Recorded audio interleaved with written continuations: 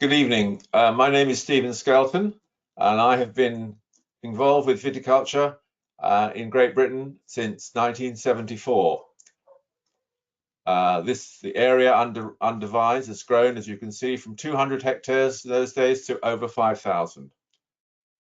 I saw my first English vineyard in 1973 when my wife and I were house hunting in Kent. It was a small tennis court sized plot of vines attached to a house in the village of Nettlestead near Maidstone, then as now the centre of fruit and hop growing in what the Romans used to call the Garden of England. We didn't buy the house, but within a few weeks I had discovered that there was an organisation called the English Vineyards Association. I had joined it and started to look into the business of grape growing and winemaking in England. I was 26 at that time. By the middle of 1974, I had decided that this was a career I wanted to follow. With the help of my father-in-law, an arable and dairy farmer, started to look into the practicalities. The serious people I spoke to, who were already growing grapes, recommended I get some training. And in June 1975, I found myself working on a large vineyard in Germany, learning both the rudiments of viticulture, plus, of course, the rudiments of the German language, which I didn't speak before I went there. After 12 months, I felt confident enough to enroll in Geisenheim College, then and as now the preeminent viticultural college in Germany, and started to fine-tune my plans for returning to Britain to establish a vineyard. My father-in-law had found some land, and after a report from a well-known soil scientist who approved of the site, we looked at it and the house and decided to go ahead and plant a vineyard. On Easter Monday 1977, the first of 5,500 vines were planted and my career in wine had started. The British industry by this time was minute, around 200 hectares, and mainly populated by amateurs, large arable farmers, and a few retired major generals who were out to show the world that Britain could grow grapes and make wine. There had been some research done by a gentleman called Ray Brock, who established his own mini research station and had looked across Europe for varieties that were early and would ripen. This, remember, was in 1945, so in the year the war ended, so looking for varieties on the continent was probably quite difficult. He found quite a few that would withstand the vagaries of a climate that most outsiders consider full of mists and mellow fruitfulness, to say nothing of the dense fog which many foreigners thought shrouded the country for most of the year. By the early 1950s, Mr. Brock had discovered that two varieties, Müller-Thurgau and Sèvres Blanc, that he thought were worth trying commercially. This led to the establishment in 1952 of a quarter of a hectare of vines at Hambledon, Hampshire, the first modern vineyard planted with commercial production for wine. So this is slide 2 now. Climate change. What was the climate like in 1977? In viticultural terms, it was cool, verging in some years on the cold. Apart from 1976, which has been a standout year, if you look at the slide on the left, you can see the spike in temperature for 1976, which had been a standout year with a drought for much of the summer and multiple days when the temperature exceeded 30 degrees Celsius. Normally, the temperature seldom exceeded 28 degrees Celsius. Growing degree days were then in the 750 to 850 range. Today, as you can see from the slide at the bottom, they are over 1,000 in many years and will go up to as much as 1,100 degrees. Natural alcohol levels, one of the surest ways of gauging suitability for commercial grape growing, were between 4.5%, the legal minimum, and 9%.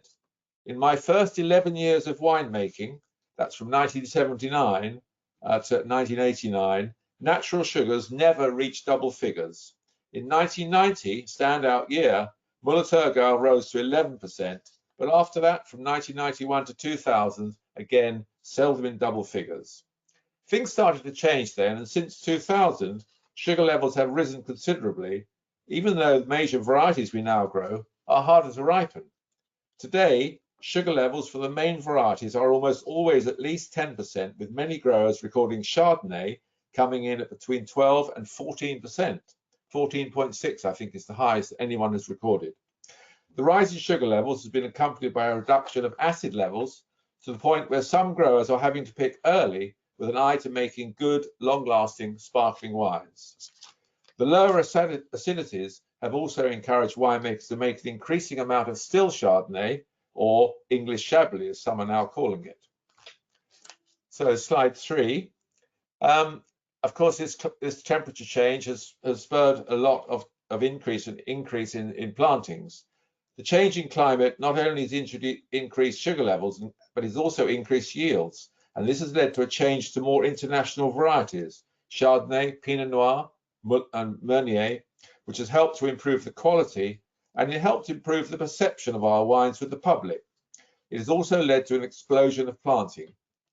In the mid-1990s, as you can see from the slide on the left, graph on the left, in the mid-1990s, vineyard owners found that their wines were very hard to sell, especially with their German names then in use, and with most wines being bottled in traditional German hock and Mosel flutes. Between 1993 and 2003, almost 30% of all vineyards were grubbed up. The change in fortunes followed a very hot year of 2003, when growers in Champagne started harvesting in early August and declared that their region had got too hot for Champagne, and that England was the place to be. From 2004, the area under vine was then 761 hectares. It has expanded by 500%, and as you can see from the graph, has risen year after year, year after year, which today totals almost 5,000 hectares. Regional vineyard areas. The majority of vineyards in the UK are planted in the drier and warmer southeastern corner of Britain, and Kent has the most vineyards, 27% of the total, and growing. There's more people planting in Kent now. Taken together, the counties of Kent, the Sussexes, East Sussex and West Sussex, Essex and Surrey account for 55% of all plantings.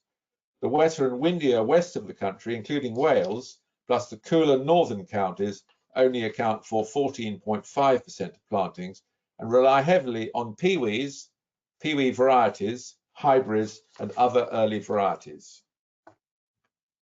Now this is a slide about varietal change. If you look at the slide on the graph on the chart on the left, you can see 1984, when we only had 430 hectares. Müller-Thurgau was by far the most dominant variety, accounting for 37%. 26 outside 7672, which used to be called Madeleine Angevin, 26 hectares, and other varieties were 25. A lot of mixed varieties. Today, the top three are Chardonnay, Pinot Noir, and Meunier, mainly but not only for use in sparkling wine, with Bacchus, blessed with a name that doesn't reveal its German origins, and a style that can be likened to Sauvignon Blanc, one of the GB's Great Britain's top-selling varietals. These four varieties account for 78% of all plantings. Other varieties that are important are the peewees, Solaris and Rondo, which are both growing, plus standard varieties such as Pinot Gris, Pinot Blanc, and Sauvignon Blanc. They don't suit all sites, but they are being grown now. There's also some Albarino being planted, and a few other varieties. As far as peewees and hybrids go, they are developing, they are growing, they have increased quite a lot. We now have something like 21 different varieties recorded, many of them only planted on small areas, as growers get used to growing them, used to learning when to pick them, how to make good wines out of them. But it is definitely a changing scene in wine varietals. As you can see from the list on the left, we have a large number of different ones, and some of these are proving quite successful. The older ones, Solaris, Rondo, Regent, Phoenix, which have been around with us since the early 1980s, so over 45 years, they are now becoming more widely planted. For many vineyards, yields are a problem. If you look at the yield graph, so we're still a maritime climate, very unusual to have a maritime climate growing vines at this latitude, but we are a maritime climate, and you only need poor flowering conditions. If you take years like 1997, as you can see there, or 2012, where the yield was very small, that is what can happen in the poor flowering weather. When you get good flowering conditions, as in 2018 and 2023, you can see there yields are substantially more. This year is looking like it's going to be a very good yielding year because the flowering conditions are perfect. So I hope this presentation has shown you what's happening in British vineyards, and I thank you for your